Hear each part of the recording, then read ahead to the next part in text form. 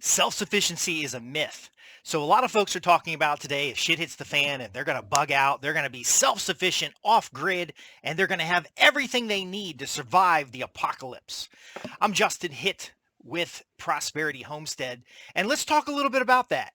So my background, I've interviewed almost 100 individuals who have escaped Pol Pot, the Chinese Culture Revolution, massive uprisings and issues, have left Afghanistan and Iraq. I have a propensity to find people who have overcome extremely difficult situations. In fact, the gentleman that escaped Pol Pot, he literally, one day it was just a beautiful day. Next day, there were people running through his village with machetes, the Khmer Rouge coming through and killing people. Ended up losing his whole family in one day. And the story of their overcoming the obstacle show me that self-sufficiency is completely useless. There is no such thing as being able to completely extract from the grid. Now, if you read the stories about the Russians that left during the Russian Revolution and ended up in the forest for 40 years, and they lived a good life, but there are isolation issues and other issues of resources that are solved better when you have community sufficiency. So instead of self-sufficiency, you have your neighbors, you have yourself. And I wrote this earlier in reply to a message on a message board that we're working with, is that when you feed yourself, it is satisfying, but teach a neighbor. You'll quickly have someone to celebrate with.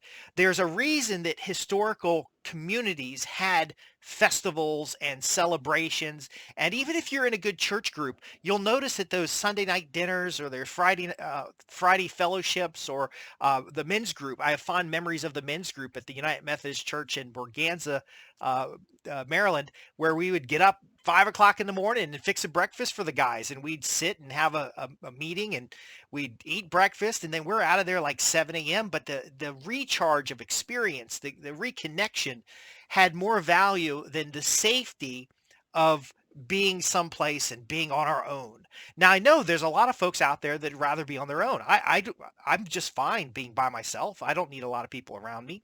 But in order to live a certain lifestyle, I need certain resources. There's a book I highly recommend called I Pencil by Leonard E. Reed, and it goes into the concept that nothing in this modern world is on its own. And in fact, nothing in the ancient world was on its own. A Cherokee tribe moving across the land, following hunting season to hunting season, still had base camps or locations they could establish base camp easily, where they already knew the water existed and they knew the animals were plentiful. And they knew this not because of individual knowledge, but because of community knowledge, because of shared interests, mentorships, teaching young people good skills. When we're self-sufficient, it's okay to be able to save yourself, but the knowledge you have in order to do that is more powerful when your neighbor can save themselves as well. And so being off grid's wonderful. Great. We're going to go ahead and mine some cobalt and some lithium and we're some lead, and we're going to go ahead and get and build batteries. And then once we've built our batteries, we're going to invent solar panels and build solar panels. The only solar that's available to a literal off-grid situation is leaves, is the solar that's happening in photosynthesis of leaves. To truly build sufficiency and prosperity, we need a community of like-minded individuals. Now, again, this is communism on a small level, but it is capitalism in the interchange between the communities, because your community is not going to be able to provide every nook and cranny of need for your group, whether it's a religious community, whether it's an ethnic community, whether it's a community that's formed around a state or some governmental system. It will never be a standalone island for the mere fact that a pencil, a simple pencil or an ink pen, requires thousands of people's contributions.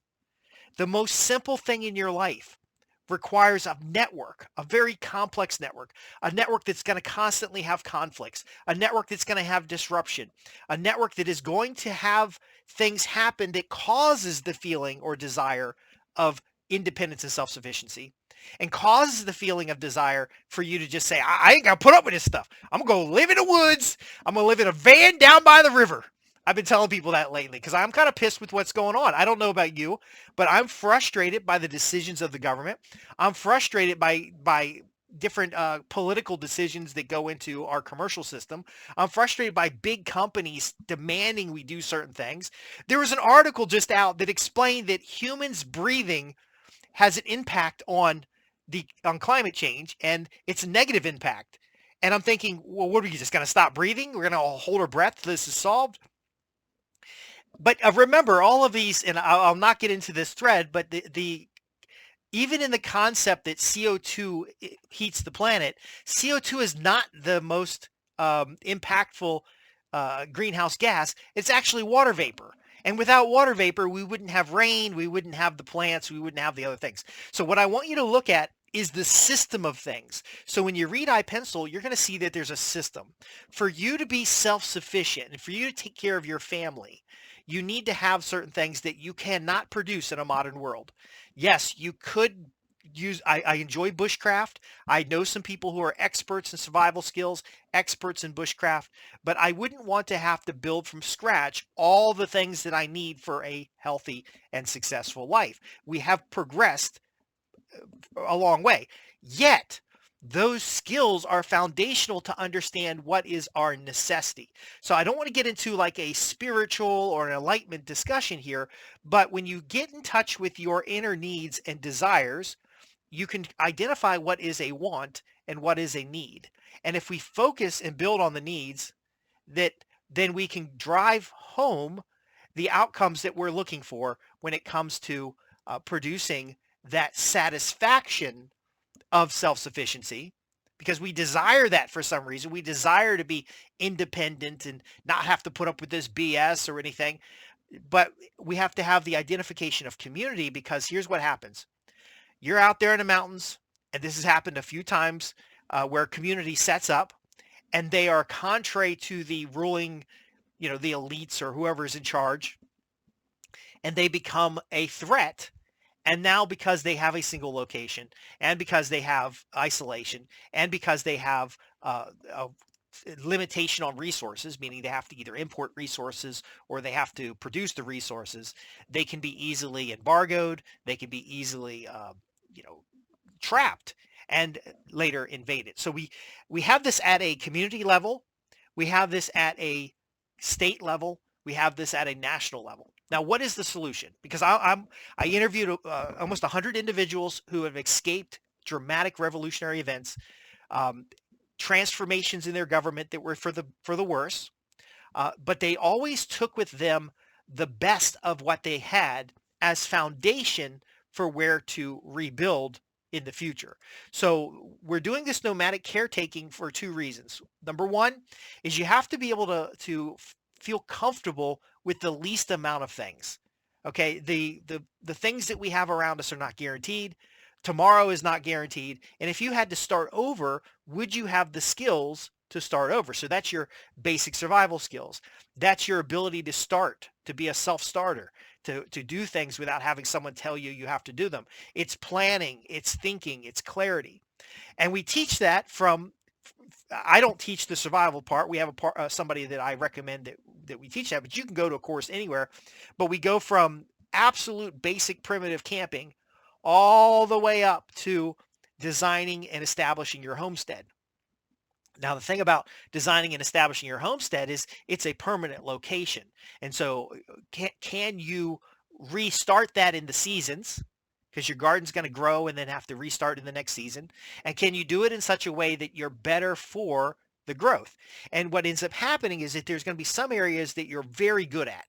There's going to be some areas where your kale and your broccoli is just magical, yet you aren't able to raise enough meat. Well, but your neighbor, maybe their kale and broccoli sucks, and they're able to raise chickens and goats and other things. And so now we start finding in our deficiency, and I know a lot of people are scared of acknowledging what they're weak at, especially a lot of men. But if you can acknowledge that and then exchange and trade your strengths for those things that you're not so good at, you can end up growing something very good. So you don't need a big community. You can have 3 to 5 people that you work with, and you can share resources as far as land, skills, knowledge. You don't necessarily need a currency to do this. You can exchange it on a barter system or an honor system.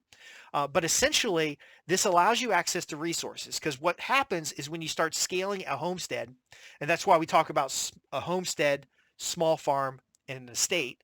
When you start scaling a homestead, you're going to end up with labor problems. So if it's just you and your family and you haven't had 15 kids, then you're going to have the challenge of bringing in the crop. Now with permaculture, you can have food forests. You can let a lot of that just rot. You can send, so for example, an orchard, if you have an abundance in an orchard that you can't harvest, you can let it drop and then have chickens come through, and now you have the waste stored in the protein of the chickens. So we've converted the waste into chickens. However, you don't want your chickens to die of old age. So if you have a surplus of chickens, one of the best things to do is to trade that surplus with your neighbor. So again, it is community sufficiency that develops and cultivates the outcomes that we're looking for, because if you're able to produce a surplus, if you're able to produce for yourself, there will be times where you're going to have a need and you're also going to have a surplus. And so that surplus can be traded. So again, we talk primitive camping, self-sufficient, base camp. That's what we're teaching in the off-grid cabins, how to start with basic materials and produce an off-grid cabin, how to design how to take a piece of land and very quickly turn it into something useful. And then from there, we got a base camp. And then from the base camp, we might have agriculture. We might have recreation. We might just be cultivating the natural environment so that we have more deer, turkey, bear, and other pheasants, quail.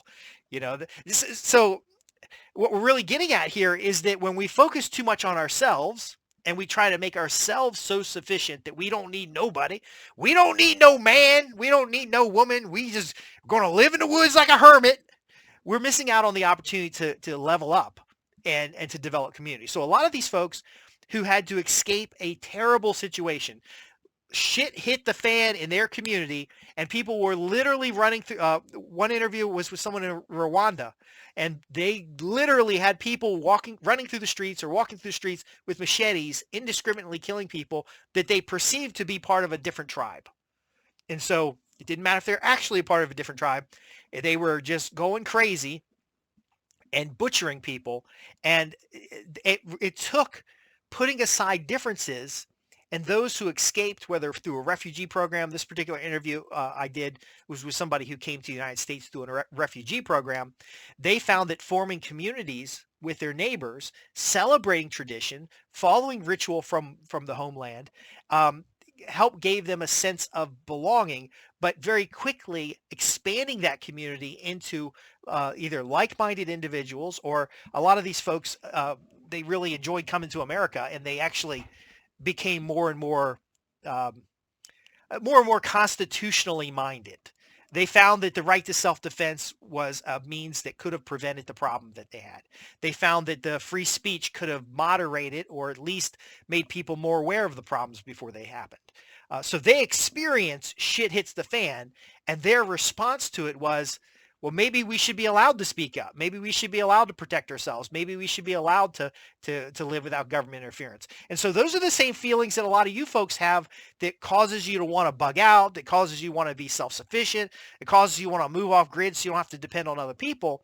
But I don't want to call it ignorance, but the distraction of that inner desire ignores the fact that to have the materials necessary to be off grid. And yes, you could cut down the trees and build a log cabin and go full off pioneer.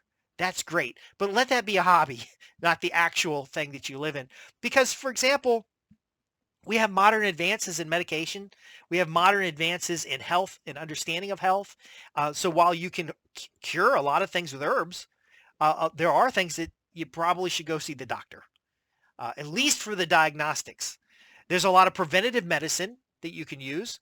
But there's also cases where environmental factors beyond your own control are going to impact your ability to be healthy. And so we've got to be aware that we're in a different system right now. Now, that difference is solved by the community. And again, it doesn't matter what community is. You're going to have a few strong bonds in the community. You're going to have shared ritual. You're going to have a willingness to share resources, or to at least trade and barter resources. You're going to have an adherence to agreements, meaning if someone does a handshake deal, it's just as good as a contract deal. Now, in the modern world, these things still apply.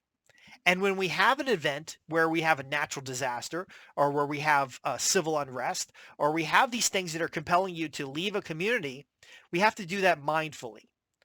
Are you going to leave one community where you know, like, and trust the people and abandon those people to go off on your own?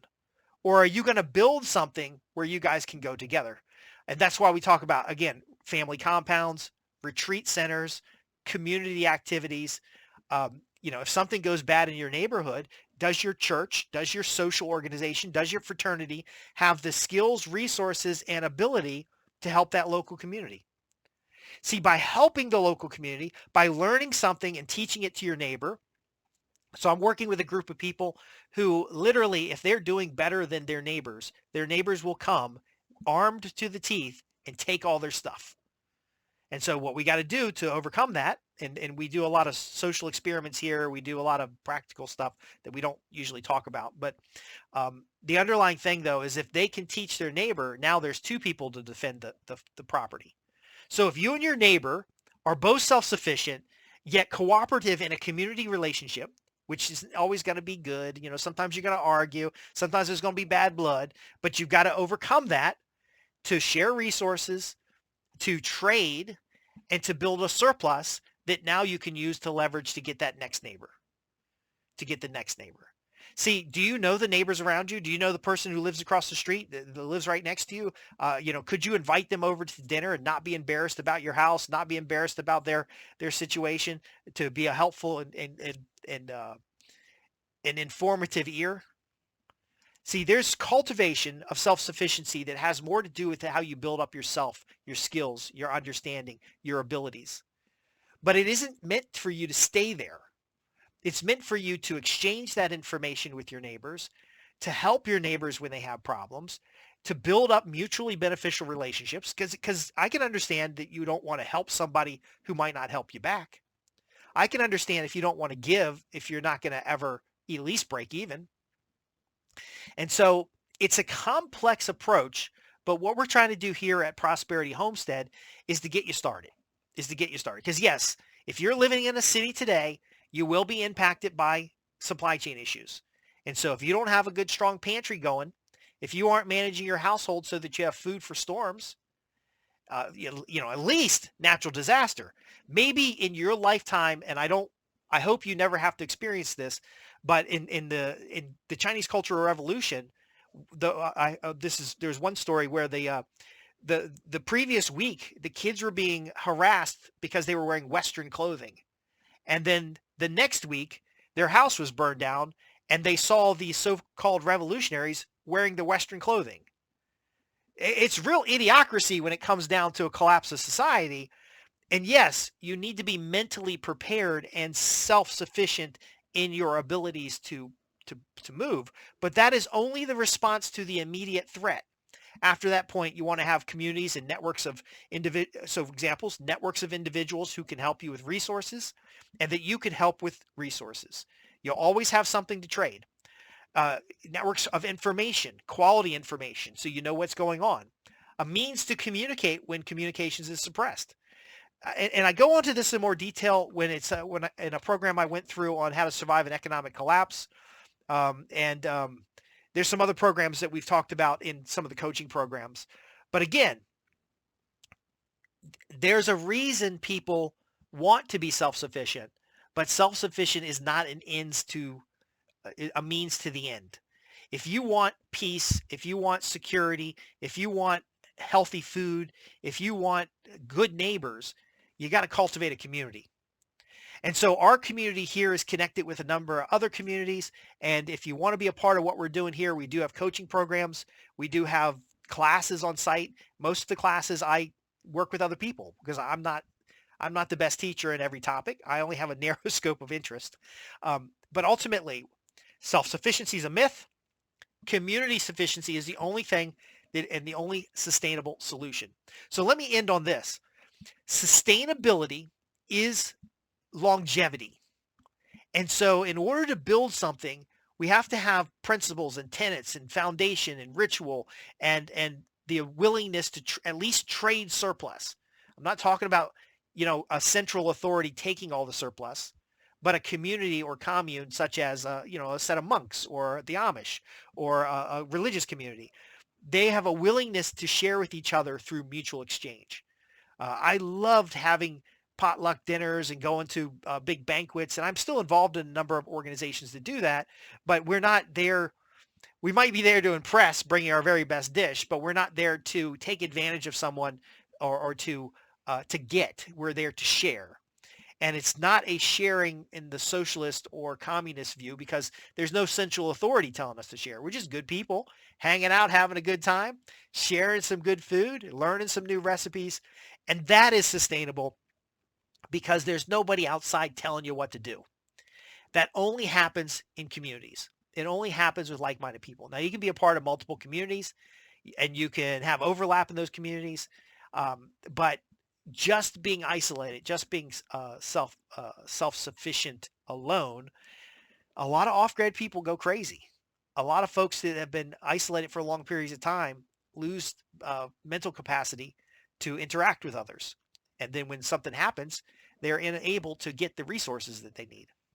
So I'm Justin Hitt with Prosperity Homestead. I know that's kind of a downer, but read the book I Pencil by Leonard E. Reed, and you will start to understand how nobody's an island and how we're all going to work better together, and that there are certain mutually beneficial exchanges that have to, the free market, the ability to trade with your neighbors without regulation, the ability to make decisions at the local level are essential.